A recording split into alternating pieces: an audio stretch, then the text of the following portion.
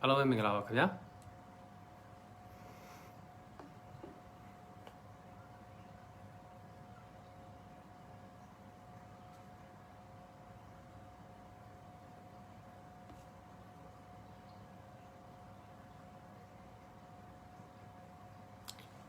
လိုင်းလေးချက်ကြည့်ကြည့်ပဲအားလုံးပဲမင်္ဂလာပါကျွန်တော်ဒီနေ့စောစောလွှင့်ရတဲ့အကြောင်းအရာကျွန်တော်တို့ခဏနေကြရင်8နာရီလောက်နော်8နာရီလောက်ကြာရင်ကျွန်တော် Vote NLD page မှာlive လေးတစ်ခုရှိလို့ပါအားလုံးဝင် join လို့ရပါတယ်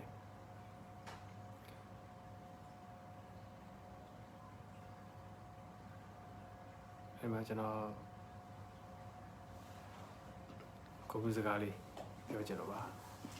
အခုကျွန်တော်မနေ့ဟိုတနေ့ကFidel Castro ရဲ့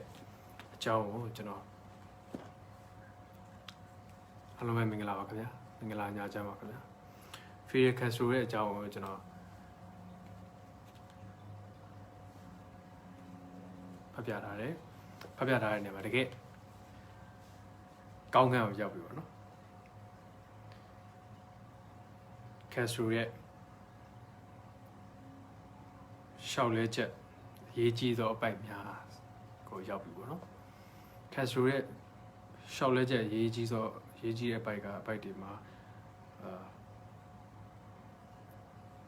တကယ်အရေးပါတဲ့စကားလုံးတွေကျွန်တော်တို့တွေအတွက်မှတ်သားစရာကောင်းတဲ့ခံယူချက်ရည်တည်ချက်တွေပြောတော့နိုင်ငံရေးသမားပါနော်ကျွန်တော်တို့ဘဝမှာလည်းကျွန်တော်တို့ဒီရည်တည်ချက်တွေကိုကျွန်တော်တို့ရဲ့ယုံကြည်ချက်တွေမျှော်လင့်ချက်တွေအတွက်သုံးလို့ရပါတယ်အဲ့အတွက်ကျွန်တော်ဖတ်ပြခြင်းဖြစ်ပါတယ်မင်္ဂလာပါခင်ဗျာ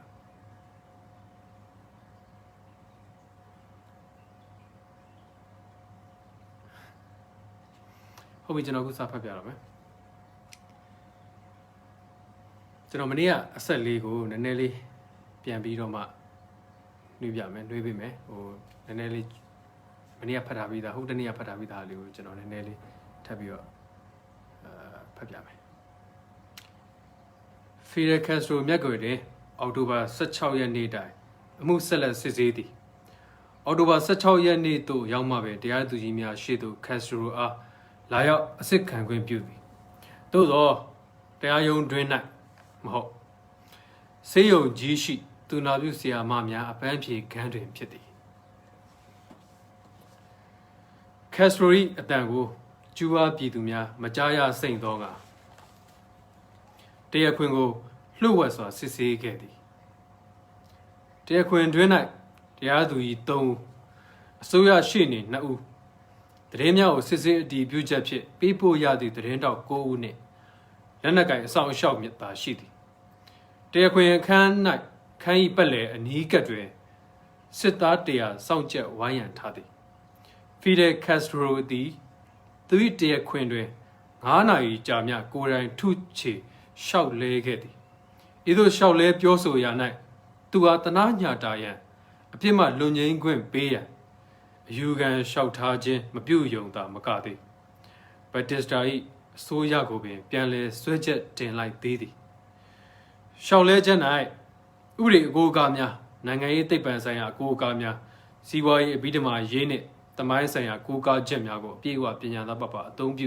ရှောက်လဲခဲ့သည်ဤရှေလျားသောရှောက်လဲချက်ကိုလေ့လာရခြင်းအဖြစ်Castro ၏တိုင်းပြည်ချစ်စိတ်ရင်တွင်တောက်လောင်မှုကိုတွေ့ရှိနိုင်သည်ကျွန်တော်တို့ကိုယ်စီမှာလည်းတိုင်းပြည်ချစ်စိတ်တွေရှိတယ်အဲ့တော့ကျွန်တော်တို့တေချာလေးသူ့ရှောက်လဲချက်ကိုကျွန်တော်လည်းဖတ်ပြမယ်အားလုံးလည်းတေချာနားထောင်စေချင်ပါတယ်Castro ၏ထက်မြက်သောအပြောအဟောကိုတွေ့ရှိနိုင်သည်ကမ္ဘာအရရက်တွင်လွတ်လပ်ရေးအတွက်တိုက်ပွဲဝင်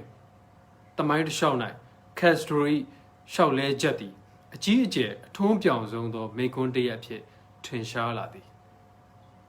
အသက်28နှစ်သာရှိသေးသောလူငယ်တစ်ယောက်သည်အလုံးထောင်တွင်း၌တကူတည်းလောကနှင့်အဆက်ပြက်က86ရက်တိုင်တိုင်နေခဲ့ရပြီးနောက်သူ၏နှလုံးသားမှပေါက်ထွက်လာသောစကားလုံးတို့သည်မြေမြထက်မြက်သည်ထုံးပြောင်သည်ပြောင်မြောက်သည်ဆိုသည်ကိုမူ အောက်ပါအတိုင်းလေ့လာနိုင်ပါသည်ဒီရှောက်လဲချက်ကိုသူပြောတဲ့အချိန်မှာ29နှစ်ပဲရှိသေးတယ်နော်အောက်ပါရှောက်လဲချက်တို့သည်9နိုင်များကြာသော category ရှောက်လဲချက်များအရေးကြီးသောအပိုက်များဖြစ်ပါသည်ဂုံတရားရှိတရားသူကြီးမင်းများခင်ဗျာတခါဘူးမြမကြားဘူးသေးတဲ့အခြေအနေတရက်ကတော့ပေါ်ပေါက်နေပါတယ်ဒီမှာအာဏာပိုင်တွေကတရားခံတယောက်ကိုတရားရုံးရှိခေါ်ထုတ်ဖို့ကြောက်ရွံ့နေပါတယ်လက်နက်မပါတဲ့တကူတဲ့တီးခြားချုပ်နှောင်ထားခြင်းခံနေရတဲ့မဟုတ်မတရားဆွဆွဲခြင်းခံနေရတဲ့အကာအကွယ်မဲ့လူတယောက်ရဲ့ယုံကြည်ချက်ကိုစိတ်ဓာတ်ကိုကြောက်လန့်တကြားဖြစ်ပြီးတုန်လှုပ်နေတဲ့အာဏာပိုင်အစိုးရတစ်ဖွဲ့ဟာရှိနေပါတယ်ကြောက်လန့်တကြားဖြစ်ပြီးတုန်လှုပ်နေတဲ့အာဏာပိုင်အစိုးရတစ်ဖွဲ့ဟာရှိနေပါတယ်ဒီအာဏာရအစိုးရဟာတိုင်းပြည်ကိုသွေးနဲ့ရင်းပြီးအကြမ်းဖက်အုပ်ဆိုးနေတဲ့အစိုးရဖြစ်ပါတယ်ဒီအစိုးရဟာကျွန်တော်စီကအခွင့်အရေးမှန်သမျှကိုရုပ်သိမ်းပိတ်ပင်ခဲ့ရုံသာမကသေးဘူးကျွန်တော်ကိုယ်တိုင်အဓိကတရားခံအဖြစ်သူတို့တရားစွဲဆိုထားတဲ့အမှုကိုတော့မှတရားခွင်တင်ဖို့သူတို့နောက်ဆုံးညှင်းဆန်ခဲ့ပါတယ်ဒီအချိန်ဟာပုဂ္ဂလိကတူးချင်းလွတ်လပ်ခွင့်တွေလို့ရုပ်သိမ်းထားတဲ့ကာလနေဝတ်ပြည်ပြားရေးအမိန့်ကြီးကိုအစွမ်းကိုအသုံးပြုပြီးရေဒီယိုသတင်းစာစတဲ့ဌာနတွေကိုလည်းဖြတ်တောက်စစ်ဆေးချုပ်ချယ်နေတဲ့ကာလဖြစ်တယ်ဆိုတာသတိချက်စေခြင်းပါတယ်သူတို့လုပ်ချင်တာလုပ်လို့ရတဲ့ချိန်နေယူနော်ဒီလိုကာလမျိုးမှာတရားခံတယောက်ရဲ့အတန်ကိုဒီစကားလို့တရားနာတော့စီကြပါဒီလိုကာလမျိုးမှာတရားခံတယောက်ရဲ့အတန်ကိုတရားခံတယောက်ရဲ့စကားကိုအကြောက်ကြီးကြောက်နေရောက်တော့အောင်ဒီအာဏာရှင်အစိုးရဟာဘယ်လောက်တောင်တုံ့လုပ်ဖွယ်ရာခြောက်ချားဖွယ်ရာကောင်းတဲ့ရာဇဝတ်မှုကြီးတွေကိုကျူးလွန်ခဲ့ပြီးပြီလဲဆိုတာကိုတော့စဉ်းစားသိရှိနိုင်ပါတယ်။အုပ်စိုးသူအစိုးရရဲ့စံနာအရတရားစီရင်သူတွေရဲ့အားနည်းချက်အရဥပဒေမဲ့နီလန်းတွေလှုပ်ဝက်လှုပ်ကြံဖန်တီးချက်အမြောက်များတွေရဲ့အကျိုးရလဒ်ကိုတော့ဒီပြည်သူစေယုံအခန်းချင်းကလေးကနေပြီးကျွန်တော်တွေ့ရှိနေရပါပြီတဲ့ဒီပြည်သူစေယုံအခန်းချင်းကလေးဟာကျွန်တော်လှုပ်ဝက်စစ်ဆေးဖို့ခေါ်ဆောင်လာတဲ့နေရာကလေးပဲဖြစ်ပါတယ်ကျွန်တော်ပြောဆိုသမျှတွေကိုဘယ်သူတွေမှမလေ့လာနိုင်အောင်မသိရှိနိုင်အောင်ကျွန်တော်အတန်တွေကိုပိတ်ဆို့စီမံထားတဲ့နေရာကလေးပဲဖြစ်ပါတယ်ဒီလိုဆိုရင်ကျွန်တော်တို့ဟာတရားလွတ်တော်အဆောက်အဦကြီးကိုဘာကြောင့်ထားရှိဖို့လိုပါသေးလဲဂုံတည်ရှိတရားသူကြီးများအတွက်ပိုပြီးတက်တောင့်တက်တာရှိစေမယ့်နေရာတစ်ခုကိုတော့ရှာဖွေဖို့တင့်နေပြီဆိုတာတန်တရားရှိစရာလိုပါသေးသလားတော်တော်တတ်သိရှိတဲ့ရှောက်လဲချက်တွေဖြစ်ပါတယ်လူကြီးမင်းများကိုကျွန်တော်တခုတော့သတိပေးရလိမ့်မယ်ဒါကတော့အဆောင်စစ်သားတွေလှန်စွန်းနဲ့ထောက်ပြီးဝိုင်းရံထားတဲ့ဒီစေးရုံအခန်းချင်းကလေးကနေတရားဥပဒေစိုးမိုးရေးကိုဆောင်ရွက်တာပညာမဲ့လုံးရကြပါတယ်ဒီလိုသာဆိုရင်မြို့တော်သားတွေကကျွန်တော်တို့တရားစီရင်ရေးဟာအားနဲ့လှတယ်ချိနဲ့လှတယ်ပြီးတော့အချုံနှောင်ခံနေရပြီလို့ထင်မြင်ယူဆเสียဖြစ်လာပါလိမ့်မယ်နိုင်ငံတကာမှာတရားစီရင်ရအလွန်တရာမှအရေးကြီးပါတယ်နော်လူကြီးမင်းတို့ရဲ့တရားဥပဒေကျင့်ထုံးကတရားခွင်ဟာပြည်သူရှေ့မှောက်မှာစစ်ရမယ်အများပြည်သူများနားထောင်ခွင့်ရှိရမယ်ပြဋ္ဌာန်းရှိရမယ်လို့ပြဋ္ဌာန်းထားတယ်ဆိုတာကျွန်တော်သတိပေးပါရစေဘလို့ပဲဖြစ်ဖြစ်တိုင်းသူပြည်သားတွေဟာဒီမှုစစ်ဆေးတဲ့တရားရုံးကိုမလာရောက်နိုင်အောင်တားမြစ်ခြင်းခံနေရပါတယ်ဒီကိုဝင်ရောက်ခွင့်ပြုတဲ့ပြည်သူတွေဆိုလို့ဆိုရရှိနေနှစ်ယောက်ရဲ့ကျွန်တော်ပြောဆိုချက်မှန်သမျှတွေကိုမရိုက်နှိပ်ဖို့တားဆီးထားတဲ့ပြတ်တောက်ပိတ်ပင်ခြင်းခံရတဲ့သတင်း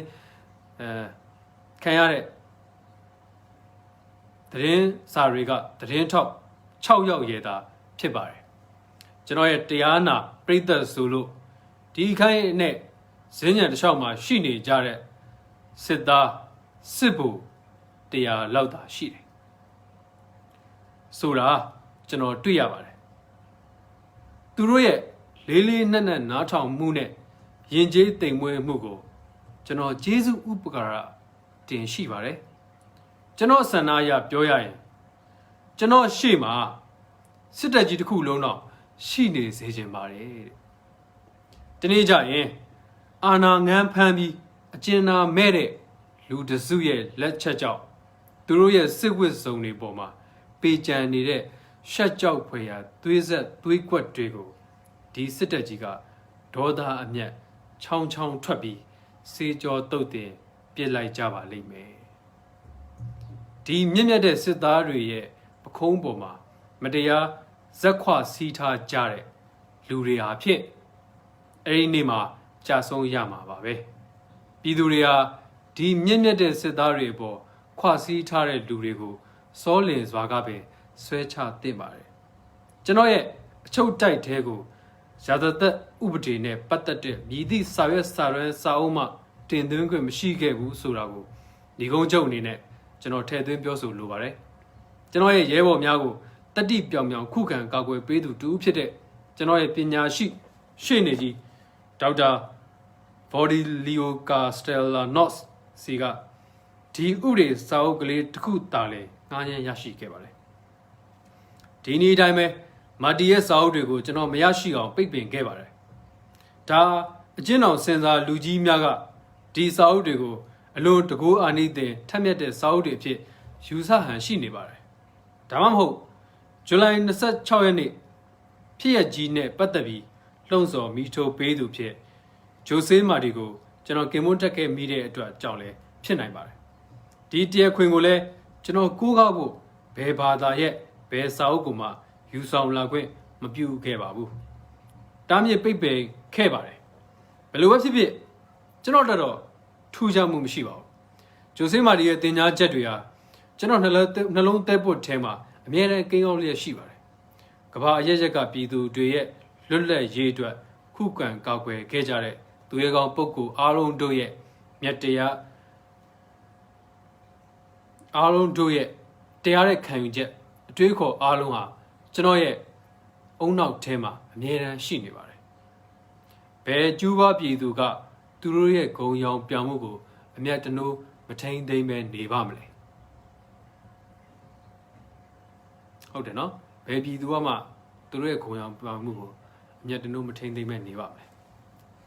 ကျွန်တော်တို့ရဲ့ဂုံရောင်ပြောင်းမှုကိုကျွန်တော်တို့ထိန်သိမ်းကြတာပဲလေကျွန်တော်တို့ရဲ့ရည်ရွယ်ချက်ထဲမှာမွန်ကာရာစစ်စခန်းကစစ်သားတွေကိုရေးဆိုင်တိုက်ခိုက်ဖို့မရှိပါဘူးဒါပေမဲ့ရုတ်တရက်ဝင်စီးပြီးလက်နက်တွေသိမ်းပိုက်ဖို့ရယ်ပြည်သူတွေကိုလှုံ့ဆော်ဖို့ရယ်ပြီးတော့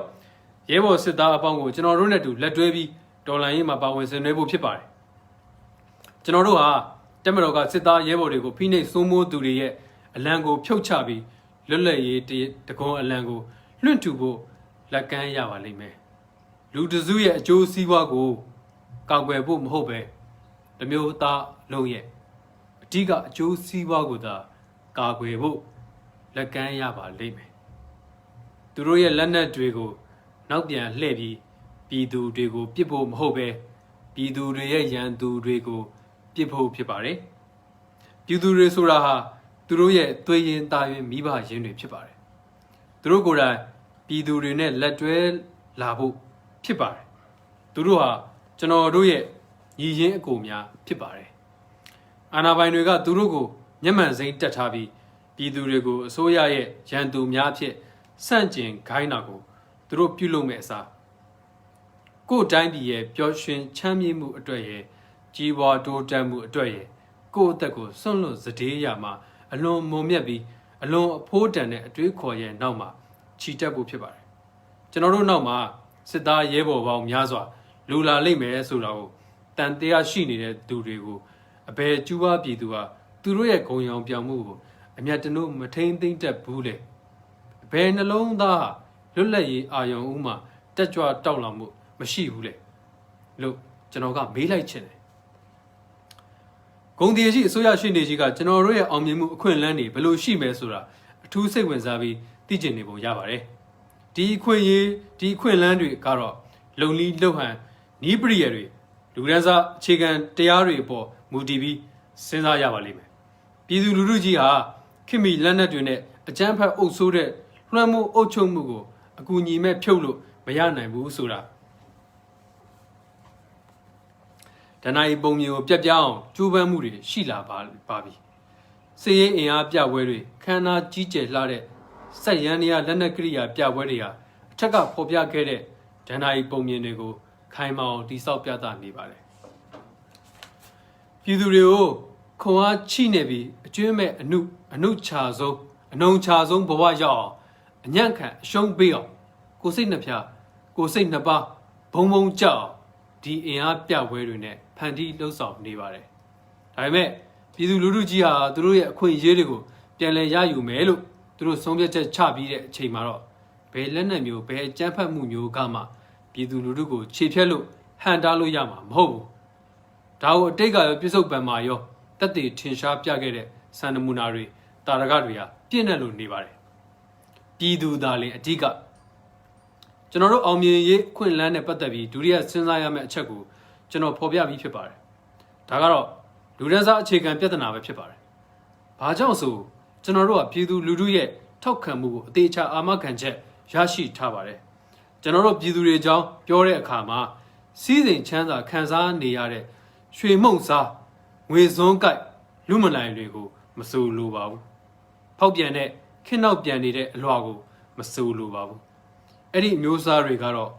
ဘယ်လိုဖိနှိပ်ချုပ်ချယ်တဲ့အစိုးရမစိုးဘယ်လိုအာဏာရှင်စနစ်မျိုးကိုမစိုးဘယ်လိုတဦးဆံပိုင်စနစ်မျိုးကိုမစိုးခရီးဦးကြိုဆိုဖို့လက်ရှိသခင်ပေါ်ဥညွတ်ဖို့သူတို့ကိုသူတို့ရောင်းစားဖို့အသင့်ရှိနေကြပါတယ်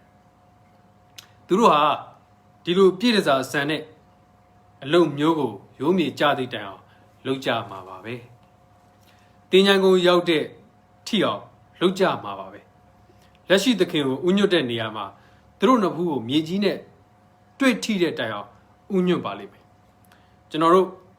တော်လိုင်းရေးတိုက်ပွဲကြောင်းတွေပြောတဲ့နေရာမှာကျွန်တော်တို့ဆိုလိုတဲ့ပြည်သူဟာ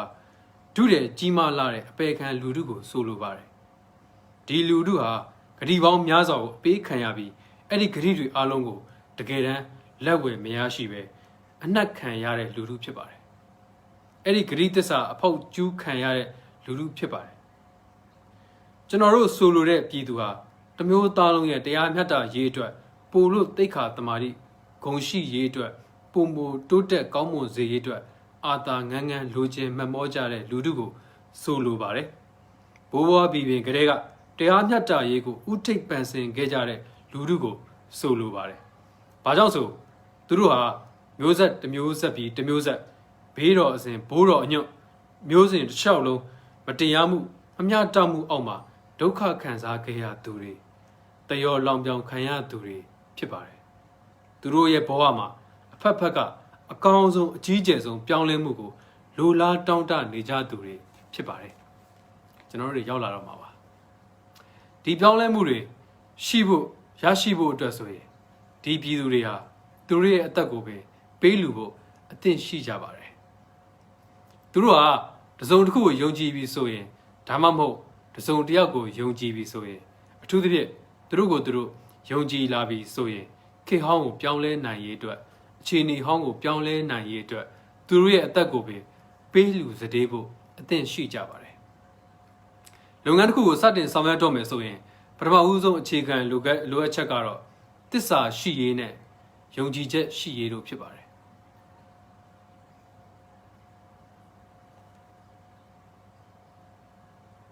ဘယ်နိုင်ရောခါကမှဘယ်သူမှမလုပ်ဘူးတဲ့လုပ်ငန်းမျိုးကိုလုပ်မယ်ဆိုရင်ပြတ်သားဖို့လိုပါတယ်ဆိုလိုတာကတော့မကြောက်မရွံ့နောက်မတွန့်ပဲအကျွမ်းမဲ့ပြတ်သားဖို့လိုပါတယ်အရာတိုင်းဟာအမှန်ကြီးပဲလို့အန်ကြီးခမန်းလူတိုင်းကျင့်တဲ့သဘောကြောင့်ပြောလေရှိကြတဲ့နိုင်ငံရေးလှုပ်ရှားသူတွေနဲ့အာဂမရုပ်တိနဲ့လှည့်စားတတ်တဲ့ဂျင်မယုတ်တွေကတော့လူတိုင်းကိုအရာတိုင်းမှာလှည့်လည်ဖို့လိန်လေဖို့လှည့်စားဖို့လိုအပ်ပါတယ်ဒါပေမဲ့တော်လိုင်းသမားတွေဖို့ကတော့သူတို့ရဲ့အတွေးခေါ်စိတ်ကူးစိတ်တန်အယူဆတွေကိုတတိရှိကြီးညာဖော်ထုတ်ဖို့လိုပါတယ်မဟာမိတ်တွေကိုပဲဖြစ်စေရန်သူတွေကိုပဲဖြစ်စေဘသူကိုမှမလိမ်မလဲပဲသူတို့ရဲ့အခြေခံသဘောတရားတွေကိုရှင်းလင်းဖော်ပြဖို့ရယ်သူတို့ရဲ့ရည်ရွယ်ချက်တွေကိုအသေးချာရှင်းပြဖို့ရဟာမလုံမဖြစ်တဲ့မလွဲဧကန်လောက်ရမယ့်လုပ်ငန်းဖြစ်ပါတယ်ကျွန်တော်တို့ရဲ့ တော်လှန်ရေးတိုက်ပွဲအတွက်ကျွန်တော်တို့အားကိုးသတ်မှတ်ထားတဲ့ပြည်သူတွေဆိုတာကတော့ဟောတာတွေပါပဲတိုင်းတစ်ပါးရည်မြေရက်ချားကိုတဝမ်းတစ်ခါရှာဖွေရေးအတွက်မသွားရောက်နေ့စဉ်နှက်မှန်အောင်ထမင်းတလုံးစားရရေးအတွက်အလုတ်လှုပ်ချင်ပေမဲ့အလုတ်မရကြတဲ့9 သိန်းသောကျူးပါအလုတ်လက်မဲ့ပြည်သူတွေရဲ့တနစ်တာကာလပတ်လုံးမှာ4 လတာအလုတ်လှုပ်ရပြီးကြံတဲ့အချိန်တွေမှာတော့ငတ်ပြတ်နေကြတဲ့ဝတ်တဲတာတင်းကုတ်တဲဆုပ်ကလေးတွေမှာနေထိုင်နေကြရတဲ့သူတို့ရဲ့ဆင်းရဲဒုက္ခအပေါင်းကိုသူတို့ရဲ့သားသမီးများနဲ့ဝေခွဲမျှတူခံစားနေကြရတဲ့ကိုပိုင်မြေဆိုလို့ထွန်ရက်စိုက်ပျိုးเสียတလက်မမပိုင်ဆိုင်ကြတဲ့သူတို့ဘဝကိုမြင်ရင်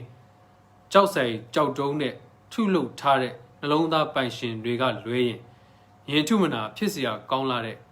လေသမားပေါင်း9 သိန်းအိုနာစာရန်ပုံငွေတွေအလွဲသုံးစားအပြုခံရတဲ့သူတို့ရဲ့အကျိုးခံစား권တွေကိုအလူယူခံထားကြရတဲ့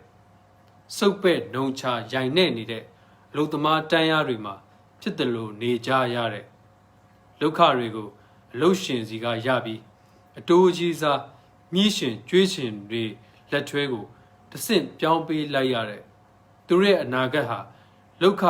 ရှော့ခံရဖို့ရဲ့အလုဖြုတ်ခံရဖို့ရဲ့သာမျောလင့်ချက်ရှိတဲ့သူတို့ရဲ့ဘဝဟာထာဝစဉ်အလုလုံနေရပြီးတင်းချိုင်းကိုခေါင်းချမှအနာရရှိတော့မယ်လေအနာရရှိတော့မယ်4 သိန်းသောစက်ယုံသမားနဲ့တင်မောကြီးကုံတင်ကုံချက်လူသမားတွေရဲ့အရှင်မိုးဆက်ကဗျာဒိတ်ပေးချမှတ်ထားပေမဲ့တကယ်တမ်းအဖြစ်ပိုင်ဆိုင်ခွင့်မရတဲ့လေယာမြေတွေကိုဝမ်းနဲ့ပက်လက်ပိုက်ကြည့်နေကြရတဲ့လေမဲ့ရာမဲ့ဘဝနဲ့တည်သွားကြရမယ်သူတို့ဘာလေယာမြေပေါ်မှာအလုံးလုံးရင်နေရတည်ရမယ်ရှေ့ပရိသရမြေကျော်ရာကျော်တွေလိုမြေရှင်တွေရဲ့အလယ်မှာအလုံးလုံးရတဲ့အတွက်ထွက်လာသမျှတီးနှံဆန်စပါးတွေကိုအချိုးကျလေခွန်မြေခွန်ထမ်းဆောင်နေကြရတဲ့သူတို့ချွေးနဲ့အလုံးလုံးနေရတဲ့လေယာမြေကိုပဲမျက်နှိုးတွေ့တာခွင့်တိုးတက်အောင်ဖန်တီးခွင့်တာယာလှပအောင်ပြုစုခွင့်လိမ္မော်ပင်တမယာပင်ကစပြီးတစ်ပင်ဝါပင်စိုက်ပျိုးခွင့်မရရှာကြတဲ့ဘာကြောင့်ဆိုဘယ်အချိန်မှာရွာလူကြီးနဲ့ရွာဆောင်ပကွက်သားတွေဟာသူတို့စီကိုပေါက်လာပြီးဒီလေယာမီဘော်ကသူတို့ကိုမောင်းနှင်ထုတ်မယ်ဆိုတာမသိနိုင်ရှာကြတဲ့4 သိန်းမြသောစင်ရဲသားတီးစားလေသမားတွေရဲ့နောက်အနာဂတ်မျိုးဆက်တဲ့အတွက်အကောင်းဆုံးရည်ရွယ်ချက်ပန်းနိုင်ကိုညှော်မှန်းပြီးလိုအပ်တယ်လို့သူတို့ဘဝကိုမြုပ်နှံပြီးနှစ်မြုပ်ပြီးအချိန်ပြည့်လှူအားပေးစူးစမ်းနေကြရှာပေမဲ့သူတို့ကိုကောင်းမွန်စွာအတိမတ်ပြုဂယုစိုက်မခံရပဲဘဝရေးစာလာကကလေးကိုသာရရှိကြတဲ့3 သိန်းမြသောကျောင်းဆရာတွေရဲ့ပေါမောက်ခတွေရဲ့ကျွေးပတ်လေဝိုင်းပြီးကျွေးတံပြီးနေကြတဲ့လဝကြီးအုပ်စီပါရေးသွေးဆုပ်ကောင်တွေအဂရိလိုက်စားတဲ့အရာရှိဇိုးတွေနဲ့ခြေလည်မှုကြောင့်အကျက်အတဲကြီးစိုက်ပြီးစီပါရေးဆုပ်ယုပ်ပြက်ပြားကဒုက္ခကက်ကြီးအောက်မှာတဝဲလေလေဖြစ်နေကြရှာတဲ့2000မြသောလက်လို့လက်စားခေါင်းရက်ပြက်ထိုးကုံတယ်ပွဲစားကလေးတွေရဲ့ကျောင်းကဘွဲ့ဒီဂရီတွေပိုက်ပြီးထွက်လာကမျောလင်းချက်အပြည့်နဲ့အလုတ်လှုပ်ချင်တဲ့ဆန္ဒဇောနဲ့ပြင်းထန်ခဲ့ကြတဲ့ဒါပေမဲ့ပြင်ပလောကကိုရောက်တဲ့အခါမှာရောက်လေရာနေရာတိုင်းအလုတ်ယုံတကားတွေယုံတကားတွေပိတ်ထားတာတွေကိုသာတွေ့ရပြီးသူတို့ရဲ့အလုတ်ရရှိရေးအတနာခံတောင်းပန်တန်ကိုဘယ်သူမှကြားသိမှုဂရုစိုက်မှုမခံကြရရှာတဲ့ဆရာဝန်တွေအင်ဂျင်နီယာတွေရှေ့နေရှေ့ရက်တွေတရိတ်ဆန်စေကူဆရာဝန်တွေကျောင်းဆရာတွေသားဆိုင်ဆရာတွေဆေးပညာသည်တွေသတင်းစာဆရာတွေပကြီးဆရာတွေဗပုဆရာတွေစတဲ့အသက်မွေးဝမ်းကြောင်းပညာသည်လူငယ်တွေလည်းဖြစ်ပါတယ်ဒါတွေသာတင်ပြည်သူတွေဖြစ်ပါတယ်သူတို့သာလည်းကျွန်တော်တို့ဆိုလိုတဲ့ပြည်သူတွေဖြစ်ပါတယ်သူတို့သာလည်း ကန်ခေမှုအကြောင်းကိုကောင်းကောင်းကြီးသိထားတဲ့လူမို့မကုံခန်းနိုင်တဲ့စွန့်ရင်တက်တီနဲ့တိုက်ခိုက်သွားနိုင်စမ်းရှိတဲ့ပြည်သူတွေဖြစ်ပါတယ်ဒီပြည်သူတွေဟာသူတို့ရဲ့ကြမ်းတမ်းလာတဲ့ဘဝခီးလန်းတစ်လျှောက်မှာဂတိလိန်တွေတစ္ဆာဖောက်မှုတွေဆိုတဲ့လမ်းခင်းကြောက်တွေနဲ့ခင်းထားပြီးသားဖြစ်ပါတယ်သူတို့ရဲ့ဘဝခီးချမ်းတစ်လျှောက်မှာဂတိလိန်တွေတစ္ဆာဖောက်မှုတွေကိုတွေ့ခဲ့ကြုံခဲ့ရပြီးဖြစ်ပါတယ်တွေ့နေစေကြုံနေစေလည်းဖြစ်ပါတယ်ဒါကြောင့်မို့ကျွန်တော်တို့အနေနဲ့ကတော့ခင်ဗျားတို့လိုအပ်တာကိုကျွန်တော်တို့ပေးပါမယ်လို့ပြည်သူတွေကိုပြောမှာမဟုတ်ပါဘူးကျွန်တော်တို့ပြောမှာကတော့ခင်ဗျားတို့စွမ်းအားရှိသလောက်တိုက်ပွဲဝင်ပါဒီလိုတိုက်ယူမှလွတ်မြောက်ရေးနဲ့ပျော်ရွှင်ချမ်းမြေ့ရေးဆိုတာခင်ဗျားတို့အတွက်ဖြစ်စေရမယ်လွတ်လပ်ရေးနဲ့ပျော်ရွှင်ချမ်းမြေ့ရေးဆိုတာတက်ရဲသူတို့အတွက်ဖြစ်တယ်ဆိုတာပါပဲဒီအချိန်မှာကျွန်တော်တို့အားလုံးဟာမျှော်လင့်ချက်တွေယုံကြည်ချက်တွေကိုအကောင့်တွေဖော်မဲ့အချိန်ဖြစ်ပါတယ်ကျွန်တော်တို့ဖြည့်ရှင်းရမယ့်ပြဿနာများလေယာမြေနဲ့ပတ်သက်တဲ့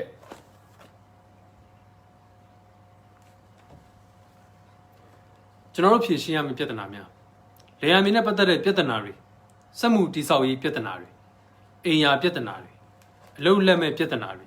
ပညာရေးပြဿနာတွေနဲ့ပြည်သူ့ကျန်းမာရေးပြဿနာတွေဟာကျွန်တော်တို့ချက်ချင်းလက်ငင်းအရေးယူဖြည့်ရှင်းရမယ့်ပြဿနာတွေဖြစ်ပါတယ်ပြည်သူ့လွတ်မြောက်ရေးနဲ့နိုင်ငံရေးဒီမိုကရေစီအခွင့်အရေးကိုပြန်လည်ရယူသိမ်းပိုက်ရမယ့်လုပ်ငန်းနဲ့အတူဖြည့်ရှင်းရမယ့်ပြဿနာ6ရက်ဖြစ်ပါတယ်အရေးကြီးပါတယ်နော်တိုင်းပြည်ရဲ့တုံလို့เสียကြေကွဲเสียအခြေအနေတွေကိုမသိတဲ့သူတွေအဖို့တော့ကျွန်တော်တင်ပြခဲ့သမျှတွေဟာလက်တွေ့မပါတဲ့သဘောတရားဆန်တယ်လေးနက်မှုမရှိအသက်မပါဘူးလို့ထင်ကောင်းထင်เสียရှိပါတယ်ဒါပေမဲ့ဒီပြဿနာ6ရက်နဲ့ပတ်သက်ပြီးဒီလိုထင်မြင်ယူဆတာလူမဆန်ဆုံးညှဉ်းပန်းနှိပ်စက်မှုတွေနဲ့ပြည့်နှက်နေတဲ့နိုင်ငံရေးဖိနှိပ်မှုတွေအပေါ်ပြောစရာမရှိအောင်နားမလည်သဘောမပေါက်ကြလို့ဖြစ်ပါတယ်ကျူးဝါပြည်မှာ85ရာခိုင်နှုန်းသောလယ်သမားတွေဟာလယ်ခွန်မြေခွန်တီးစားခွန်တွေကိုအဆက်မပြတ်ပေးနေရပြီးသူတို့ရဲ့လက်ငုပ်စိုက်ပျိုးထွန်ဟပ်နေတဲ့လယ်မြေပေါ်ကနေအချိန်မရွေးလက်မဲ့ဘဝကိုရောက်နိုင်တဲ့ထာဝရချင်းချောင်းမှုအောက်မှာနေထိုင်နေကြရတယ်ဘိုးလို့ဆိုတာကတိုင်းပြည်ရဲ့အကောင်းဆုံးလယ်ယာမြေတဝက်ဟာနိုင်ငံသားတွေရဲ့လက်ထဲမှာရောက်ရှိနေပါတယ်တိုင်းပြည်ရဲ့အကြီးဆုံးပြည်နယ်ဖြစ်တဲ့ Oriental မှာဆိုရင် United Fruit Company နဲ့အနောက်အိန္ဒိယကုမ္ပဏီနှစ်ခုပိုင်လယ်ယာမြေဟာမြောက်ဘက်ကမ်းရိုးတန်းကနေတောင်ဘက်ကမ်းရိုးတန်းအထိဆက်နေပါတယ်အဲ့ဒီပြည်နယ်မှာသူတို့ရဲ့စာလောင်မွတ်သိပ်ငတ်ပြတ်နေတဲ့သားသမီးတွေကိုကျွေးမွေးပြုစုဖို့နှစ်သိန်းညသောလယ်သမားမိသားစုတွေဟာ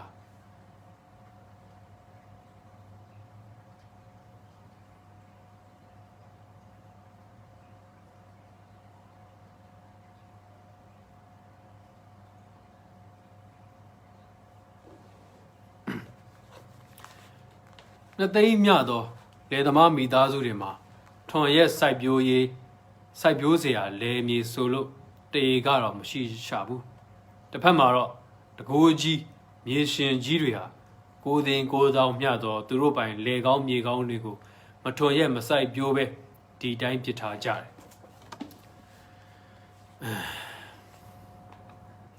ကျူးဝါပြည်ဟာဘာပဲဖြစ်ဖြစ်စိုက်ပျိုးရေးနိုင်ငံဖြစ်ပါတယ်လူရည်အများစုဟာကျေးလက်တောရွာမှာနေထိုင်ကြပါတယ်မြို့ကြီးပြကြီးတွေဟာဒီကျေးလက်တောရွာတွေပေါ်မိခိုနေကြရပါတယ်တောသူတောင်သားလယ်သမားလုပ်သားပြည်သူများကတိုင်းပြည်ရဲ့လွတ်လပ်ရေးကိုအရယူခဲ့ကြပါတယ်ဒီတော့တိုင်းပြည်ရဲ့တိုးတက်ကြီးပွားရေးနဲ့ချမ်းသာဝါပြောရေးဟာအင်မတန်ဖြီးခိုင်ပြီးကျမ်းမာတန်ဆွမ်းတဲ့ကျေးလက်တောရွာလယ်သမားပြည်သူလူဦးရေပေါ်မှာတည်နေပါတယ်။ဘာကြောင့်ဆို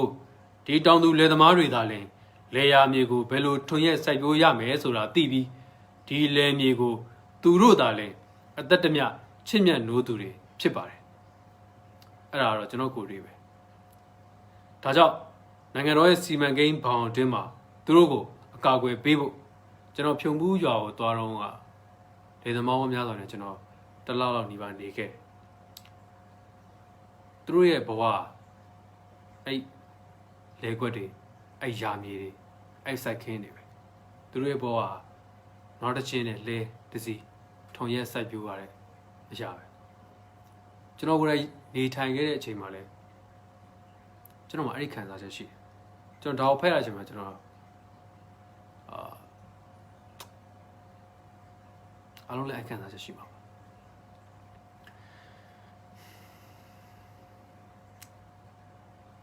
ကျွန်တော်တို့အကောင်းဆုံးဖြစ်လာတော့မှာပါကျွန်တော်တို့မျှော်လင့်ချက်တို့ကျွန်တော်တို့ထုစစ်နေကြပြီပဲအကောင်းဆုံးဖြစ်လာတော့မှာပါကျွန်တော်ယုံကြည်ပါတယ်ကျွန်တော်တို့အားလုံးတူတူစူးစမ်းကြရမှာပါကျွန်တော်ဆက်ဖက်လိုက်မယ်ကျွန်တော်စိတ်ထဲမှာရောက်လာလို့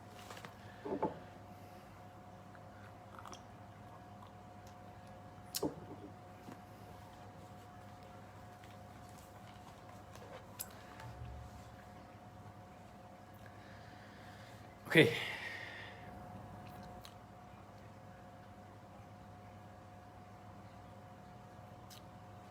ကျူးဘာပြည်ကဘာပဲဖြစ်ဖြစ်စိုက်ပျိုးရေးနိုင်ငံဖြစ်ပါတယ်လူဦးရေအများစုဟာကျေးလက်တောရမှာနေထိုင်ကြပါတယ်မြို့ကြီးပြကြီးတွေဟာဒီကျေးလက်တောရတွေပေါ်မိခိုနေကြရပါတယ်တောသူတောင်သားလယ်သမားလူသားပြည်သူများကတိုင်းပြည်ရဲ့လွတ်လပ်ရေးကိုရယူခဲ့ကြပါတယ်ဒီတော့တိုင်းပြည်ရဲ့တိုးတက်ကြီးပွားရေးနဲ့ချမ်းသာဝါပြောရေးဟာအင်အားဖြည့်ခိုင်ပြီးကျမ်းမာတန်ဆွမ်းတဲ့ကျေးလက်တောရလယ်သမားပြည်သူလူဦးရေပေါ်မှာတည်နေပါတယ်။ဘာကြောင့်ဆိုဒီတောင်သူလယ်သမားတွေသာလဲလယ်ယာမြေကိုဘယ်လိုထွန်ရက်စိုက်ပျိုးရမယ်ဆိုတာသိပြီးဒီလယ်မြေကိုသူတို့သာလဲအသက်တမျှချင့်မြတ်နိုးသူတွေဖြစ်ပါတယ်။ဒါကြောင့်နိုင်ငံတော်ရဲ့စီမံကိန်းဘောင်အတွင်းမှာသူတို့အကာအကွယ်ပေးဖို့သူတို့ကိုလမ်းညွှန်ဖို့လိုအပ်ပါတယ်။ဒါတွေအားလုံးကိုစင်ကျင်ထောက်ထားလိုက်မယ်ဆိုရင်လက်ရှိတိုင်းပြည်အခြေအနေပေါ်ကိုဘယ်နည်းနဲ့အချိန်ကြာကြာသိခံနေနိုင်ပါမလဲစားကုန်တောက်ကုန်လုပ်ငန်းကလေးအနှဲငယ်လောက်တစ်ဖြက်တစ်ခွဲတစ်ဆက်လုပ်ငန်းကလေးအနှဲငယ်လောက်အထည်လိပ်ဆက်ရုံအနှဲငယ်လောက်ကလွဲရင်ကျူးဘားပြည်ဟာကုန်ကျန်းထုတ်လုပ်တဲ့နိုင်ငံငယ်ကလေးဖြစ်တာဆက်လက်တည်ရှိနေတယ်ကျွန်တော်တို့က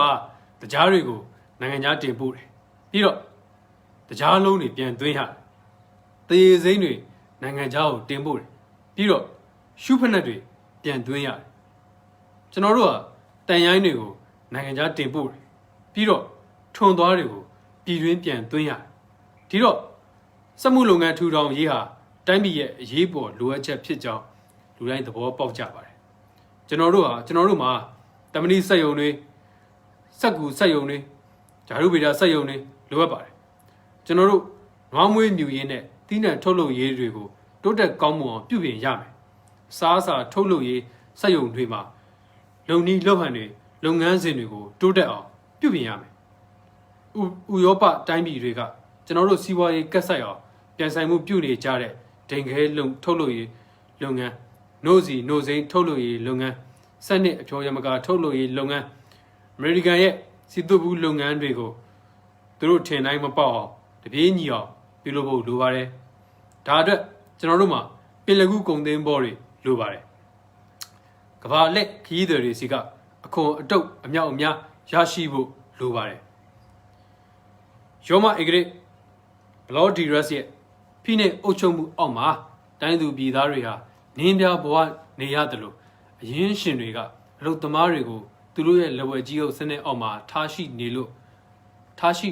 ကြပါတယ်ဂရီလူမျိုးတွေရက်လအပိုင်းအခြားကိုပြက်ကလေးကြည့်ပြီးစောင့်နေရတယ်လို့အစိုးရကလည်းစက်မှုထူထောင်ရေးကိုလက်ပိုက်ပြီးစောင့်နေပါတယ်အလေးနဲ့ဆုံးဒါမှမဟုတ်အစိုးရဆုံးတော့ခေါ်နိုင်တာကတော့အိုးအိမ်ပြဿနာပါပဲကျူးဝါပြည်မှာတဲစုပ်တင်းကုတ်ပေါက်2သိန်းရှိပါတယ်တောလက်ကျေးရွာနဲ့မြို့ကြီးပြကြီးတွေကအိမ်တော်စုပေါင်း4သိန်းဟာကျန်းမာရေးအတွက်အနိုင်ဆုံးလိုအပ်တဲ့အချက်နဲ့လုံးဝမကိုက်ညီတဲ့အိမ်ခန်းကလေးတွေရိုင်နဲ့နေတဲ့တန်လျာကလေးတွေမှာပြုတ်သိပ်ပြီးနေကြပါတယ်မြို့နယ်လူဦးရေ2သိန်း2သန်း2သိန်းဟာသူတို့ရဲ့ဝင်ငွေတဲက3ပုံ1ပုံနဲ့5ပုံ1ပုံအကြားကိုအိမ်လကအဖြစ်အနှုတ်ယူခံနေရပါတယ်မြို့စင်ချေဘုံနဲ့တောလက်ကျေးရွာနေလူဦးရေ2သိန်း8သိန်းဟာ2သန်း8သိန်းဟာလက်စစ်မီးအောင်မဲ့နေထိုင်ကြရပါတယ် ကဲအစိုးရကအိမ်လာက short ပေါ်ရေးကိုအစိုးပြုလာရင်အိမ်ရှင်တွေနေရှင်တွေဟာအိမ်သစ်ရာသစ်တွေကိုမစောက်တော့ပဲအကြက်ကင်ချင်းချောက်လာတော့မယ်ဒီအရဖတ်ကြည့်တော့မှလွန်ခဲ့တဲ့9နှစ်ကမေစုတို့ဘာတွေကိုဥတည်ပြီးတော့ကျွန်တော်တို့နိုင်ငံတွေလုံနေလဲဆိုတာကျွန်တော်တို့ပြန်မြင်ကြည့်လို့ရပါတယ်တကယ်လိုအပ်တဲ့ຢာတွေကိုအရင်ဆုံးပြုပြင်တယ်လို့ကျွန်တော်ထင်တယ်နောက်9နှစ်ကတော့ကျွန်တော်တို့ရဲ့မျှော်လင့်ချက်တွေအတွက်ထပ်ပြီးထူးဆရမယ်9နှစ်ပါပဲတကယ်လို့အစိုးရဒီပြဿနာကိုဝင်ရောက်မဆွတ်ဖက်ပဲနေပြန်လဲပဲအင်ရှင်တွေမြေရှင်တွေဟာအိမ်လာကတွေကိုအစမတန်တိုးမြင့်နိုင်သမျှတိုးမြင့်ပြီးအိမ်သစ်ရာသစ်တွေကိုလည်းအတော်မတတ်နိုင်အောင်ထပ်မံစောက်ကြတော့မယ်ဒါမှမဟုတ်ရင်အိမ်မဲ့ရာမဲ့ပြည်သူတွေနေစရာထိုင်စရာမရှိအောင်ဖြစ်ပြီးလမ်းပေါ်မှာအလေးကျဘဝရောက်အောင်မြေရှင်ရာရှင်တွေဟာသူတို့ပိုင်မြေပေါ်မှာအုတ်တစ်ချက်တောင်စီတော့မှာမဟုတ်ဘူးလူသုံးလုပ်ငန်းလဝကြီးအုပ်စနစ်ဟာပိုလို့သာဆိုးရွားလာတယ်အရင်ရှင်တွေဟာအမြဲအစွန်းရနိုင်တဲ့လောက်အထိတော့လက်စစ်လိုင်းကိုတိုးချက်တွေ့ပေးကြတယ်အမြဲအစွန်းမရတော့တဲ့အခါကျရင်တော့ပြည်သူတွေဘဝတစ်လျှောက်လုံးမောင်နဲ့မဲမဲနေရပါစေသူတို့ဂရုမစိုက်ပြည်သူတွေဟာအိုးမဲ့အိမ်မဲ့လက်စစ်မီးရောင်မဲ့ဘဝနဲ့နေကြရပြီးအစိုးရကတော့လက်ပိုက်ကြည့်နေပါတယ်ကျွန်တော်တို့ရဲ့ပညာရေးစနစ်ကကျန်တဲ့အမျိုးသားလုံးအခြေအနေနဲ့ထပ်တူထက်မြအကျွေးမဲ့ဆိုရလျက်ပါမယ်လေသမားတွေဟာသူတို့ကိုယ်တိုင်လောက်ကင်ကြတဲ့လယ်မြေကိုမပိုင်ဆိုင်ရတဲ့အခါမှာတော့စိုက်ပျိုးရေးကျောင်းတွေဆိုတာဟာရှိဖို့ဘာလို့သေးလဲစက်ရုံတွေမှမရှိပဲစက်မှုအတက်တင်ဒါမှမဟုတ်အင်ဂျင်နီယာအတက်တင်ကျောင်းတွေဟာဘာလို့တော့တယ်ဒီလိုဗျံပရာယုတ်တိမတန်တဲ့အခြေအနေတွေဟာနေရာတိုင်းမှာတွေ့နေရပါတယ်ဘယ်မှမဆိုဒါလည်းမရှိဘူးတခြားဟာလည်းမရှိဘူးစက်မှုပညာတက်တင်ကျောင်းလည်းမရှိဘူးစက်ရုံလည်းမရှိဘူးဥရောပမှာဘယ်လိုတိုင်းပြည်ငယ်ကလေးမှပဲဖြစ်ဖြစ်စက်မှုအင်ဂျင်နီယာအတက်တင်ကျောင်းနဲ့စက်ရုံလုပ်ငန်းပညာအတက်တင်ကျောင်း200ကျော်ရှိတာကြီးပါပဲကျူးဘာပြည်မှာကြတော့ဒီလိုကျောင်းမျိုး6ကျောင်းသာရှိပါတယ်ပြီးတော့ဒီကျောင်းကထွက်တဲ့ဘွဲရလူငယ်တွေဟာသူတို့ရဲ့တက်ကြွမှုပညာတွေကိုဘယ်မှအသုံးပြုစရာနေရာရှာမတွေ့ခဲ့ဘူးကြေးရွာစာသင်ကျောင်းကလေးတွေမှာဆိုရင်ကျောင်းနေနိုင်တဲ့အရွယ်ကလေးသူငယ်ဦးရေရဲ့တဝက်သားလည်းတက်ရောက်တင်ကျောင်းတင်ကြားကြတယ်ပြီးတော့ဒီကလေးတွေဟာဖဏတ်မရှိကိုအထက်ပိုင်းလုံးတီးနဲ့ချိနဲ့ကလေးတွေဖြစ်ပါတယ်ကျောင်းဆရာလိုအပ်တဲ့ကျောင်းသုံးပစ္စည်းတွေကိုသူ့ကိုယ်ပိုင်လကတွေကအမြဲတမ်းဝယ်နေရပါတယ်ဒါဟာလူသားတုတက်ရေးကိုလှုပ်တဲ့နီလန်ပဲလားဒီလောက်ကြက်တဲစူဝါလာတဲ့ဘဝကလွတ်မြောက်ရာတေလန်းတလန်းသာရှိပါတော့တယ်ဒီလိုအခြေအနေအောက်မှာဘလို့ပဲဖြစ်ဖြစ်လန်းတလန်းသာရှိပါတော့တယ်ဒီလိုအခြေအနေအောက်မှာဘလို့ပဲဖြစ်ဖြစ်စောတည်သွားတာအစိုးရကိုအစွမ်းကုန်ကူညီရတော့ရောက်ပါသေးတယ်90%သောကြေးရွာကလေးတွေဟာဘိုက်ထဲမှာတန်ကောင်အပြည့်နဲ့ရှိနေတယ်ဒီတန်ကောင်တွေဟာရေကြီးကနေတစ်ဆင့်ဖက်နှက်မပါပဲသွားနေရတဲ့သူတို့ရဲ့ခြေထောက်အခြေပြားတွေကိုဝင်လာပြီးဘိုက်ထဲကိုရောက်လာတာဖြစ်တယ်ကလေးတယောက်များအသက်ခံရတယ်ဒါမှမဟုတ်ပြန်ပြီးဆွဲခံရတယ်လို့ကြားလိုက်ရင်လူအဖွဲ့အစည်းတစ်ခုလုံးဟာလှုပ်ရှားသွားကြတယ်စိတ်နှလုံးထိခိုက်သွားကြတယ်ဒါပေမဲ့နှစ်တိုင်းထောင်ပေါင်းများစွာသောကလေးသူငယ်တွေဟာအာဟာရချို့တဲ့မှုယောဂဝေဒနာအလူးလိတ်ခံစားရမှုအောက်မှာတည်ဆုံးသွားကြရတာကိုတော့ဘာမှထူးခြားမှုမရှိအမှန်စင်စစ်ဒါအစုလိုက်အပြုံလိုက်တတ်တဲ့ရာဇဝတ်မှုပါပဲဒီကလေးတွေရဲ့တည်ဆုံးပြီးတော့မှအယောင်တောက်ပနေတဲ့အပြစ်ကင်းစင်တဲ့မျိုးလုံးကလေးတွေကလူတွေရဲ့တကူကောင်းဆံမှုအတွက်ခွင့်လို့ဖို့ဆုံးစားမရှိကောင်းကင်ပြင်ကိုကြည့်ပြီးပန်ကြားနေကြအောင်ရှိနေပါတယ်ဖခင်သခင်ကိုဒေါသထိန်းချုပ်ဖို့ပန်ကြားလျှောက်ထားနေကြအောင်ရှိပါတယ်အိမ်တော်ဦးစီးယောက်ျားတစ်ယောက်ဟာတင်းနဲ့မှာ4လသာအလုပ်လုပ်ရပါတယ်ဒီတော့သူ့သားသမီးတွေအတွက်စေဝါနဲ့အဝတ်ထည်ကိုဘယ်လိုလုပ်ဝင်မလဲဒီကလေးတွေဟာအယိုးပြော့ယောဂါနဲ့ကြီးပြင်းလာရတယ်သူတို့အသက်30ရွယ်ရောက်လာတဲ့အခါကျတော့သူတို့ပါဇက်ထဲမှာသွားတစ်ချောင်းမှမရှိတော့သူတို့ဟာမိကုံးပေါင်းဂရေဂရာကိုကြားခဲ့ရပါလိမ့်မယ်ပြီးတော့အလိန်ကန်အလှဲ့ကန်ဒုက္ခဝေဒနာတွေခံစားရပြီးနောက်ဆုံး တည်သွားကြရတာပါပဲပြည်သူစေယုံတွေဟာအမြဲတမ်းလူနာတွေနဲ့ပြည့်နှက်နေတယ်အာဏာရနိုင်ငံရေးသမားတယောက်ရဲ့ထောက်ခံချက်ပါတဲ့လူနာတွေကိုသာဒီစေယုံတွေကလက်ခံကုသပါတယ်ဒီလိုထောက်ခံချက်မျိုးရဖို့အတွက်ကန်ဆိုးသူလူနာနဲ့သူ့မိသားစုဟာဒီနိုင်ငံရေးသမားကိုရွေးကောက်ပွဲကြရင်မဲထည့်ရပါတယ်ဒီလိုမှလည်းကျူးဘာပြည်ကြီးဟာဆိုးဝါးဆုံးအခြေအနေဒါမှမဟုတ်ထူးမခြားနာတဲ့အောက်တန်းကြဘဝနဲ့ပဲအမြဲတမ်းထာဝစဉ်ဆက်လက်တည်ရှိသွားနိုင်ပါလိမ့်မယ်တိုင်းပြည်ရဲ့အနာဂတ်နဲ့လက်ရှိပြဿနာတွေကိုဖြေရှင်းရေးမှာလက်စုပ်စားလောက်သောငွေရှင်ကြေးရှင်ကိုကြိုးရှာပုံမှာဆက်လက်မိခိုနေလို့မဖြစ်တော့ဘူး10ယောက်10နှစ်လောက်10ယောက်12ယောက်လောက်သာရှိတဲ့စီးပွားရေးပါရဂူတွေက40တက်ထားတဲ့သူတို့ရဲ့ရုံးခန်းတွေတဲကနေစိတ်အေးလက်ရည်အမျက်စွန်းတွက်ချက်မှုတွေပေါ်အားကိုးနေလို့မဖြစ်ဘူးတိုင်းပြည်ဟာဖျားကေပါတရားကေပါနတ်ဒီဝအပေါင်းတို့ကူညီညာဝိုင်းလို့မိုင်းမတော်မူပါလို့ဒုထောက်တောင်းပန်နေလို့မဖြစ်တော့ဒီနည်းနဲ့ဆက်လက်မသွားနိုင်တော့ဘယ်ဘေဒင်ဘယ်လက္ခဏာဘယ်ထွက်ရက်ပေါက်အင်းအိုင်ခလက်ဘယ်နီးလန်းနဲ့မှလည်းဆက်လက်မသွားနိုင်တော့ခေါ်စာပြစ်တဲ့နီးနဲ့လည်းမရနိုင်တော့ပလိနတ်စာကျွေးတဲ့နီးနဲ့လည်းမရနိုင်တော့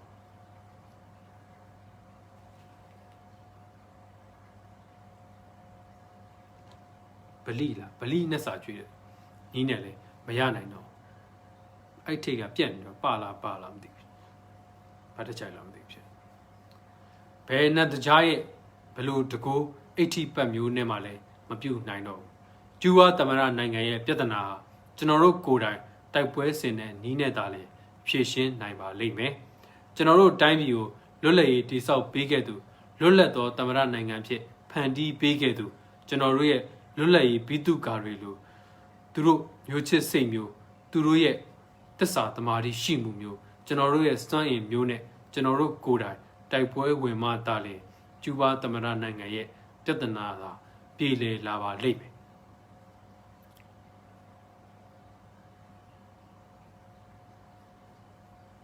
ခုဘယ်နှမိနစ်ရှိသွားပြီလဲမသိဘူးဘိတုကာတွေလိုသူတို့မျိုးချစ်စိတ်မျိုး42မိနစ်သူတို့ရဲ့တစ္ဆာသမာဓိရှိမှုမျိုး42မိနစ်ဆိုတော့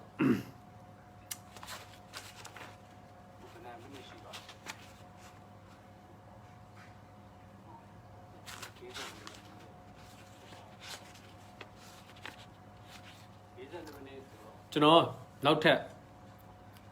ရှောက်လေးချက်တစ်ခုထပ်ပြီးဖတ်ပြပေးမယ်ကျွန်တော်တို့နိုင်ငံရဲ့သမိုင်းတွေကိုလည်းကျွန်တော်တို့အားလုံးသိထားပြီးသားဖြစ်မှာပါကျွန်တော်နောက်ထပ်ရှောက်လေးချက်တစ်ခုထပ်ပြီးဖတ်ပြပေးမယ်ကျွန်တော်တို့နိုင်ငံရဲ့အဲ့တော့ခုချိန်မှာကျွန်တော်တို့လက်နဲ့ကျွန်တော်ရွေးချယ်ထားတဲ့ကျွန်တော်တို့ရဲ့ပြည်သူအစိုးရကျွန်တော်တို့အကူတဲ့အစိုးရကိုကျွန်တော်တို့ကိုယ်တိုင်ပဲခိုင်းရမှာဖြစ်ပါတယ်ကျွန်တော်တို့ကိုယ်တိုင်ပဲတွန်းအားပေးရမှာဖြစ်ပါတယ်ဒါကျွန်တော်ယုံကြည်တဲ့အရာပေါ့နော်ဘယ်လိုတွန်းအားပေးမလဲလို့ကျွန်တော်တွေးကြည့်ရကျွန်တော်တို့မှာကျွန်တော်တို့ကိုယ်ပိုင်ယုံကြည်ချက်တွေမျှော်လင့်ချက်တွေနဲ့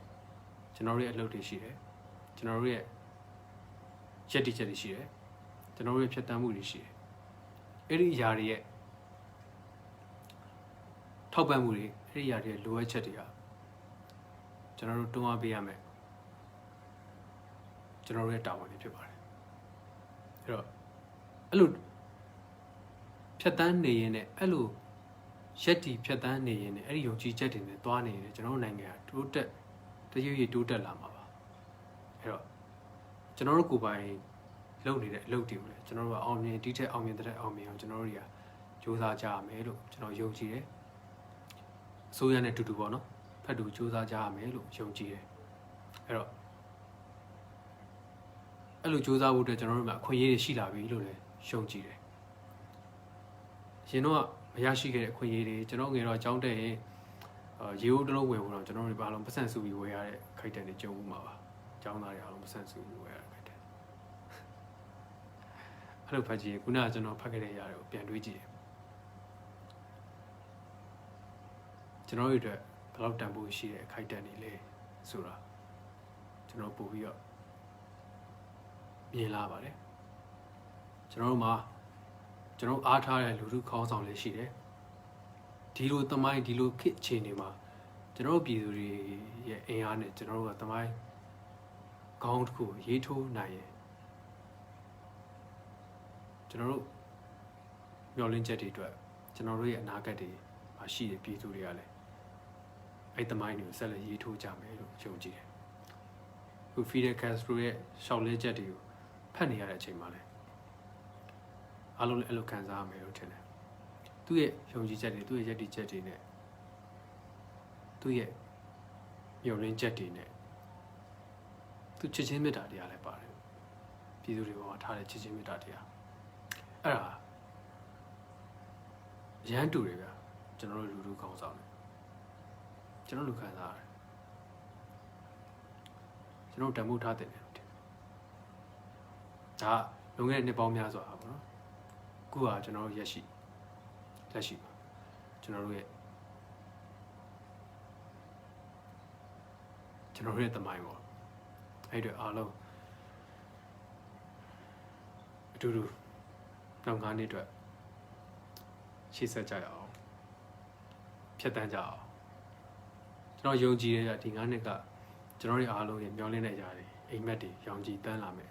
ဆန္ဒရဲ့လျောင်းတွေထွန်းလင်းလာမယ်နေ့တည်းလို့ကျွန်တော်ယုံကြည်တယ်ဟုတ်တယ်အနာဂတ်လှပလာတော့ပါကျွန်တော်နောက်အပိုင်း3ကိုကျွန်တော်ခုထပ်မဖတ်ပြတော့ဘူးတော်လန်ရေးအစိုးရရဲ့လုပ်ငန်းစဉ်တော်လန်ရေးအစိုးရရဲ့လုပ်ငန်းစဉ်ဘန်နာငွေတွေဘယ်ကရမလဲဆိုရဲခေါင်းစဉ်အနေနဲ့ Fidel Castro ရှောက်လက်ချက်တွေဟိုကျွန်တော်အခုစနေဆိုတော့ဒီနေ့အင်္ဂါနေ့ကျရင်ကျွန်တော်ဖတ်ပြမယ်အင်္ဂါနေ့ပြီးရင်ကျွန်တော်တရက်ခြားတစ်ခါ live လုပ်ပြီးအင်္ဂါဆိုရင်အင်္ဂါရဲ့ကြာသပတေးရဲ့စနေရဲ့အဲ့လိုတရက်ခြားတစ်ခါဒီဇာတ်ကိုကျွန်တော်ဖတ်ပြသွားမယ်အားလုံးလည်းခက်စစ်စစ်လေးနားထောင်တော့ရှိမှဖတ်တဲ့ဟာနဲ့ခုနောက်ဖတ်တဲ့ဟာနဲ့မမေ့တော့ပေါ့ဗျာအဲ့တော့ဟုတ်ကဲ့တူတူဖြတ်တန်းချင်ပါတယ်ဗျာကြည့်ပါလေမှန်ပါပဲအဲ့တော့ကျွန်တော်အခုအားလုံးရဲ့ comment လေးတွေကိုဒါကျွန်တော်ရဲ့ဒီစာအုပ်ပေါ်မှာကျွန်တော်ခံစားတဲ့အမြင်လေးတွေကိုကျွန်တော်ပြောတာပေါ့နော်ကျွန်တော်လည်းယုံကြည်ပါတယ်အားလုံး comment လေးတွေကိုကျွန်တော်ဖတ်ပြီးတော့ဒီစာအုပ်လေးပေါ်မှာဘယ်လိုခံစားနေရလဲဘယ်လိုခံစားနေရလဲဆိုအခြေခံလူရင်းစားရတဲ့အာမခံချက်တွေရှိလာမှာပါဗျာကျွန်တော်တို့ရဲ့ပြည်သူအစိုးရကလည်းဒီဟာတွေကိုဒီခြေလမ်းတွေကိုလှမ်းတော့မှာပါဘာဖြစ်လို့လဲဆိုတော့ဒီ9နှစ်မှာလဲကျွန်တော်တို့ရဲ့ဟိုအခုကျွန်တော်ဖတ်ပြရတဲ့ထဲမှာပါတဲ့အခြေခံလိုအပ်ချက်6ရက်ကိုဘေစုတော့အဓိကဥတည်ပြီးတော့တိစောက်နေရပါတော့ဒါပေမဲ့နိုင်ငံရဲ့ပျက်စီးယိုရင်းတဲ့အပိုင်းတွေကများလာတဲ့အချိန်မှာအခုချိန်မှာလောရတဲ့ခန်းကဏ္ဍရ9နှစ်ဆိုတာမလုံလောက်ဘူးလေကျွန်တော်တို့ရဲ့လူတယောက်ရဲ့ဘဝမှာတော့မှ9နှစ်ဆိုတဲ့အခိုက်အတန့်ဟာဘယ်လောက်ထိမှပြောင်းလဲနိုင်လို့လဲဗျမပြောင်းလဲပါဘူးအဲ့တော့ကျွန်တော်တို့လိုချင်တဲ့မျှော်လင့်ချက်ဒီရောက်ဖို့ဆိုတာ9နှစ်ဆိုတဲ့ကာလနဲ့မရဘူးဗျပြီးကျွန်တော်ကအခုကျွန်တော်ဖတ်ခဲ့တဲ့အရာတွေအတိုင်းပဲထပ်တူပဲလေအဲ့တော့ကျွန်တော်တို့အများကြီးပြုပြင်ပြောင်းလဲဖို့လိုသေးတာပေါ့ကျွန်တော်တို့ကိုယ်ပိုင်တယောက်ချင်းစီရဲ့သူရဲ့လက္ခဏာတွေကစပြုမှုဆက်ဆံနေတဲ့ပုံစံတွေကစပြောင်းလဲဖို့လိုကြတော့တယောက်ပေါ်တယောက်ပြည်သူတယောက်ပေါ်တယောက်အမြင်နေတော့မှကျွန်တော်တို့ကပြောင်းလဲဖို့လိုတယ်လို့ကျွန်တော်ယုံကြည်တယ်အဲ့တော့ဒါကျွန်တော်တို့ရဲ့အိမ်ကြီးတစ်ခုပါဗျာဒီအိမ်ကြီးထဲမှာနေတဲ့ကျွန်တော်တို့ကအားလုံးမိသားစုဝင်တွေပဲဒီမိသားစုဝင်တယောက်ချင်းစီမှာဒီအိမ်နဲ့ပတ်သက်တဲ့ဒီ channel နဲ့ပတ်သက်တဲ့တန်ရှင်းမှုတွေတာယာမှုတွေလှပမှုတွေအိမ်အတွင်းဝင်ငွေထွက်ငွေတွေအရာအလုံးဟာကျွန်တော်တို့အိမ်ထဲမှာနေတဲ့လူတိုင်းနဲ့အိမ်သူအိမ်သားတွေအားလုံးနဲ့သက်ဆိုင်တယ်အဲ့အတွက်ဒီအိမ်သူအိမ်သားတွေကောင်းလေဒီအိမ်သူအိမ်သားနဲ့အိမ်ကြီးချင်းတွေကလည်းအော်ဒီအိမ်ကမိသားစုတွေကယဉ်ကျေးတဲ့လိမ္မာတဲ့ချစ်စရာကောင်းတယ်ဆိုတော့ဂုဏ်သတင်းတွေနဲ့ကျွန်တော်တို့အားလုံးရဲ့အိမ်ကြီးကဂုဏ်သိက္ခာရှိလာမှာဟုတ်အဲ့ကျွန်တော်တို့အားလုံးအတူတူကကျွန်တော်ပြည်သူအစိုးရနဲ့တူတူကဆက်လက် ဖြတ်တန်းကြရအောင်ကျွန်တော်တို့မျှော်လင့်ချက်တွေကိုအကောင်းဆုံးပြည့်မီတဲ့အထိယုံကြည်ချက်တွေကိုအဆုံးထိပန်းနိုင်ထိရောက်သွားမယ်ပန်းနိုင်ကိုရောက်သွားမယ်အချိန်ထိကျွန်တော်အားလုံးတို့ဖြတ်တန်းကြရအောင်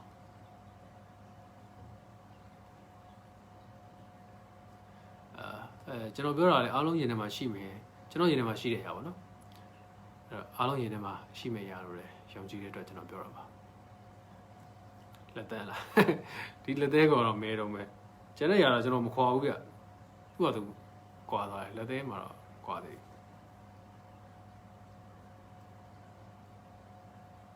ဟုတ်ဒီစားကတော်တော်ကောင်းပါတယ်ကိန်းများရှားလို့များတွေ့ရဆိုရင်အိမ်မှာရှိထားတဲ့စာအုပ်တော့ပါပြီးတော့ဖတ်တဲ့စာအုပ်တော့ပါအမျိုးမျိုးကျွန်တော်တော့မသိဘူးဗျဝယ်လို့ရလားမရလားတော့ဘာဖြစ်လို့ဆိုတော့မရနိုင်တော့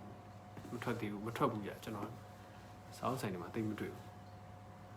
ဖြန်လို့တွန်းလည်းရွေးတယ်ကောင်းရွေးနိုင်ပါရွေးကောင်းရွေးတော့ရွေးကိုရွေးတာပေါ့တယောက်ချင်းစီပြောင်းလဲမှုတွေလိုပါတယ်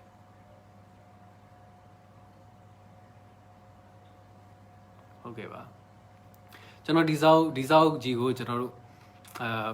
ခုဟောပါတော့ဖတ်ပြီးသွားရင်ဒီစာအုပ်ကြီးကိုကျွန်တော်တို့ဖတ်ပြီးသွားရင်ကျွန်တော်တို့ဒီစာအုပ်ကြီးမှာရှိတဲ့ကျွန်တော်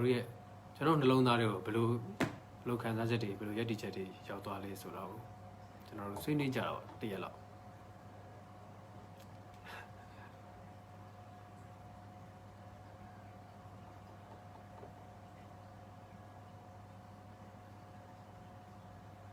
ကျွန်တော်ကြွားတာပေါ့နောက်ကစာအုပ်တွေထပ်မလောက်လို့ကျွန်တော်စာအုပ်စင်2ခုလောက်ရှိတယ်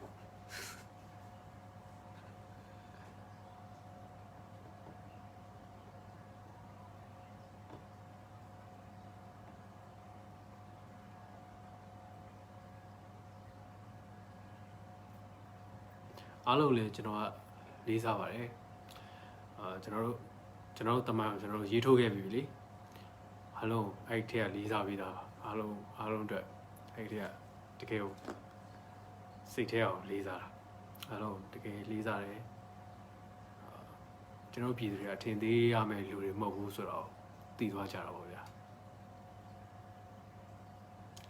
ကဲအားလုံးပဲမင်္ဂလာညချမ်းပါအခုလိုမျိုးမိနစ်50လောက်ရှိပြီတဲ့အခုလိုမျိုးကျွန်တော်အချိန်ပေးတဲ့အတွက်ကျေးဇူးအများကြီးတင်ပါတယ်ဆွေးနွေးကြတာပါဗျာနော်ဒီစာအုပ်လေးပြီးသွားရင်ကျွန်တော်တို့ဒီစာအုပ်နဲ့ပတ်သက်ပြီးဆွေးနွေးကြတာပေါ့ဒီစာအုပ်လေးကိုဖတ်နေတော့မှာဒီစာအုပ်လေးဖတ်နေတော့မှာဆရာမဂျူးရဲ့မျောလင်းချက်နဲ့အခြားမျက်နှာပုံစောင်းပါများဆိုတဲ့စာအုပ်လေးကျွန်တော်ညွှန်းတာနော်အခြားမျက်နှာပုံမျောလင်းချက်နဲ့အခြားမျက်နှာပုံစောင်းပါများဆိုတဲ့စာအုပ်မှာပါတဲ့မျောလင်းချက်ဆိုတဲ့ပထမဦးဆုံးစောင်းပါအဲ့စောင်းပါလေးကိုဖတ်ကြည့်ပါဒီစာအုပ်ကိုကျွန်တော်ဖတ်ပြီးသွားတဲ့အချိန်မှာဖတ်ရင်ဖတ်ဒါမှမဟုတ်လေအခုကျွန်တော်ဖတ်ပြနေတော့မှဖတ်ရင်ဖတ်ကြည့်ပါခုရလိမ့်မယ်လို့ကျွန်တော်ယုံကြည်တယ်ထူးတယ်ပေါ့နော်ကျွန်တော်တို့မျောလင်းချက်တွေယုံကြည်ချက်တွေဆိုတာဘယ်လိုအရာမျိုးတွေလဲပြီးတော့အကြောက်တရားဆိုတာကြောက်ရွံ့ခြင်းနဲ့ကြောက်ရွံ့ခြင်းကင်းမဲ့ခြင်းဆိုတဲ့အရာကြောက်ရွံ့ခြင်းကင်းမဲ့တဲ့နေရာမှာဘယ်လိုကြောက်ရွံ့ခြင်းကင်းမဲ့ခြင်းဟာတန်ဖိုးရှိလဲဆိုတာတွေကဆရာမရေးထားတာတကယ်ကောင်းပါတယ်ဟုတ်ကဲ့ good night ပါခင်ဗျာအခုလိုအချိန်ပေးရတဲ့အတွက်ကျေးဇူးအများကြီးလေးတင်ပါတယ်ကျွန်တော်အခုနောက်ထပ် live တစ်ခုကိုတော့မှာဖြစ်ပါတယ်အားလုံးဝင် join လို့ရမယ်ထင်တယ် live ဖြစ်မယ်ထင်တယ်အဲ့တော့အဲ့မှာတချင်းဆိုတဲ့အစီအစဉ်တွေလည်းပါတယ်လို့ကျွန်တော်တွေ့ထားတယ်ဟုတ်မဟုတ်ကတော့အားလုံးဝင်ကြည့်ကြပါအားလုံးကိုကျေးဇူးအများကြီးတင်ပါတယ် vote NLD page ဖြစ်မယ် vote NLD page မှာဖြစ်မယ်ဝင်ကြည့်လိုက်ပါတော့ကျွန်တော်မသိကြဘူးကျွန်တော်အားလုံးနောက်ထပ်အင်္ဂါနေ့ကျရင်တွေ့ကြတာပေါ့အခုလိုပဲလာပြီးတော့နားထောင်ပေးကြပါဦးလာပြီးတော့ comment တွေရေးကြပါဦးကျွန်တော်စာဖတ်ပြီးသွားတယ်ကျွန်တော်လိုချင်တဲ့ကန်တက်လောက်ဖတ်ပြီးသွားချိန်ကျရင် comment တွေအခုလိုဖတ်ပြီးတော့ဆွေးနွေးကြတာပေါ့နော်အားလုံးဒါကျွန်တော် comment တွေပြီးတော့ဖတ်တာပါကြံခဲ့တဲ့ comment တွေလည်းရှိမှာပါအားလုံးကျေးဇူးအများကြီးတင်ပါတယ်မင်္ဂလာညချမ်းပါခင်ဗျာအားလုံးတတာ